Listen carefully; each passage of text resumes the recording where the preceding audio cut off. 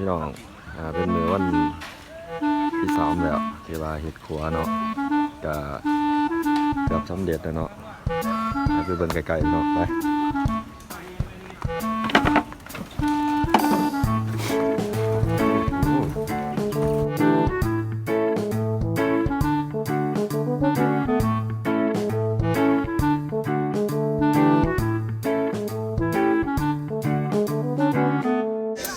โอ้ยมัดเด็ก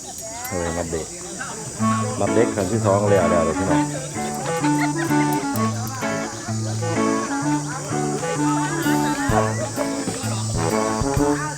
โตมาอีกน้อยหนึ่งอะไรก็โตไปอีกน้อยหนึ่งว่ากันคนร้ายขนาดมาเบิดบานเนาะเสือใจเขาเก่าอยู่พี่เรือหย่อนมัดไปซ่อนมันไว้จนได้ผู้นั้นมัดผู้เรือง่ายได้ดิบอกเขาไปเลยร้านที่ฮักแล้วตอนเป็นใบยานฮักเลยนี่ซาเด็กเกี่ยวเลยได้พี่น้องฮะซาเด็กเดี๋ยวแล้วมีตะเกียบตีโฮกแล้วพี่น้องเนาะพี่น้องตอนนี้กำลังตัดใหม่เนาะสิเฮ็ดเป็นยังเตอร์ได้เลยกระเมียนแล้วจะโค้งเนาะการเขากำลังตัดใหม่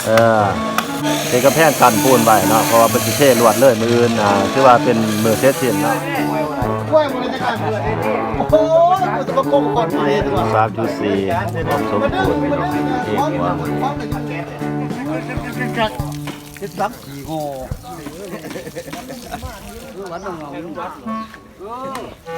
วัดจ่อแล้ว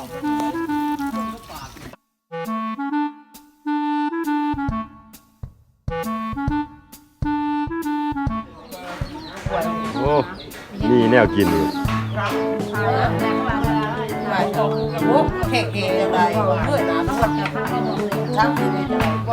เขาเทียนอย่างนี้เลี้ยงกรรมกรเฮ็ดครัวเนาะหมอกระเปียกพี่น้องแม่นบ่นี่หมอกระเปียกบ่นี่ไม่ได้ใจเขาขนาดหรอกอุ้ยหมอใหญ่ขนาด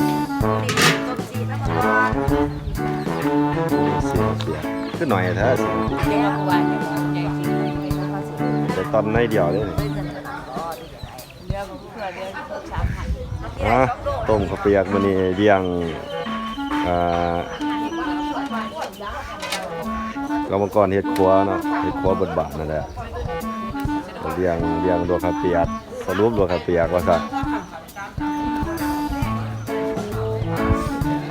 สมไหลแบบนี้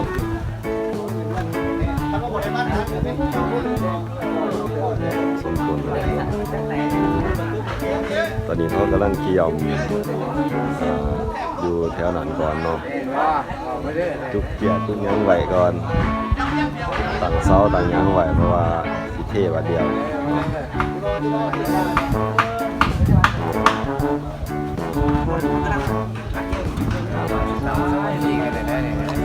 ฮะมื้อนี้เขามีเมนูอีกครั้งในสิเดียงเอามาก่อนมีต้มข้าวเปียกเปียกใส่หมูใส่หมูนะลวกใส่หมูนี่ใส่หมูนี่แอบกันดิเอาเนี่ยง่ายต้องอย่างนี้เรื่องของหวานเลยเนาะได้เด้อมาเด้อ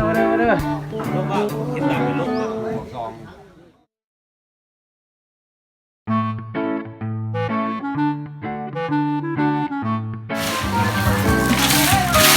จู5จู6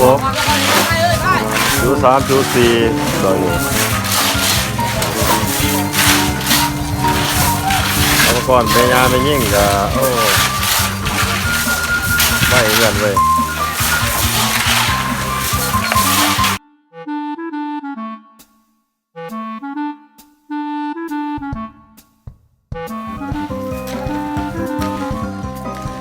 อันนี้จูอย่างไร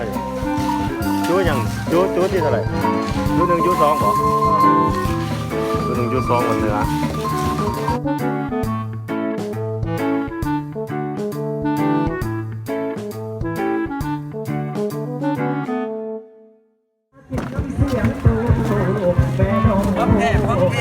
ห้อยมอยังนี่ พร้อมแท้ โอ้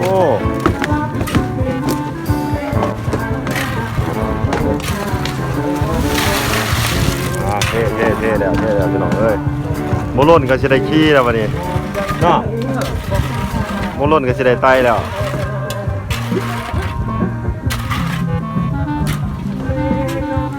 กระด้างไรเจ้าของวะก็อะไรของเลียวยังร้ายอยู่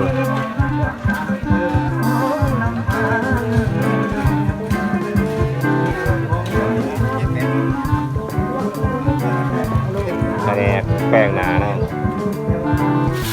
ได้แล้วพี่น้องได้แล้วประมาณ3 โมง พี่น้องไว้ใจเย็นกับเสียงเพลงอันนั้นพี่น้องเขาที่รับไว้หรือว่าฟังควรเสนอกันเข้ามาเหมือนกันเขาควรจะฟังเพลงอย่างเสนอกันได้เอาฟังกันที่พี่น้องเขาจะเป็นทำพี่น้องเขาไปเลย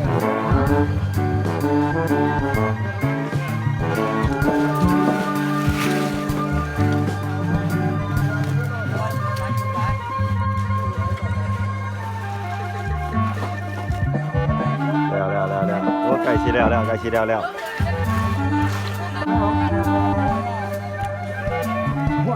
ได้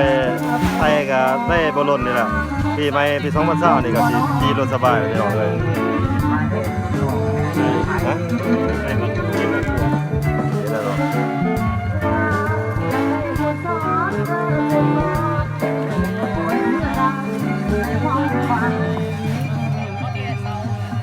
ใกล้สิแล้วยังน้อยเดียวพี่น้องเลยยังสนกว่าเบื้องใต้ทางที่ผ่านเลยเนาะต้องเรียกอะไรว่าเปิดม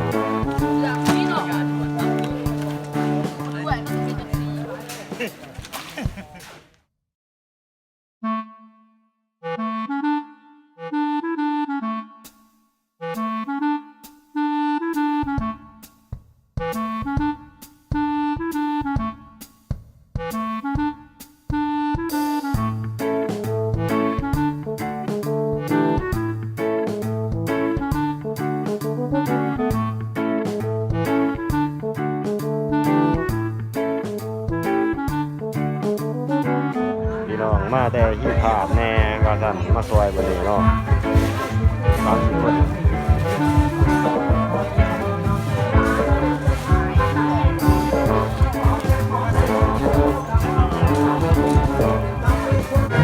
เตรียมจะเปิดให้พี่น้องครับใส่แน่ไว้นี่ไปเนาะหลังจากแล้วประมาณอาทิตย์หนึ่งคนละจังสิให้รถจักรขี่ผ่านไปเนาะเอาเสียกันใ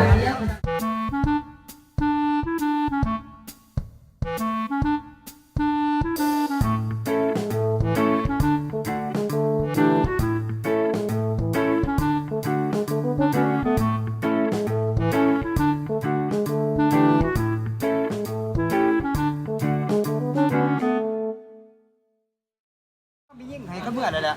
แต่ว่ามันคือต่อ2มือมาเบิดเก่ามือพักมือฮื้อมาเทศซอ วัดเสาครับมือเป็นมาเบิดฮะเบิดอะไรเมื่อต้องเทียนหัวอยู่ได้โยขันยางไป บอกว่ามือฮื้อก็คือมือวันเสาร์ก็มือวันพฤหัสมาสืบต่อเฮ็ดเสาหน่อยเฮ็ดเสาออกเนาะเรียบร้อยแล้วพี่น้องเอ้ยมีการไว้แล้วบ่ให้คนเที่ยวเนาะตอนนี้เพราะว่ามันยังบ่ทันแห้งพอกันไปในคลิปต่อไปเนาะตอนที่ครัวแล้วเด้อพี่น้องเด้อใครมากกดไลค์กดแชร์เนาะกดติดตามส่องไว้แน่เนาะเวลาสิมาถ่ายเอาวิถีชีวิต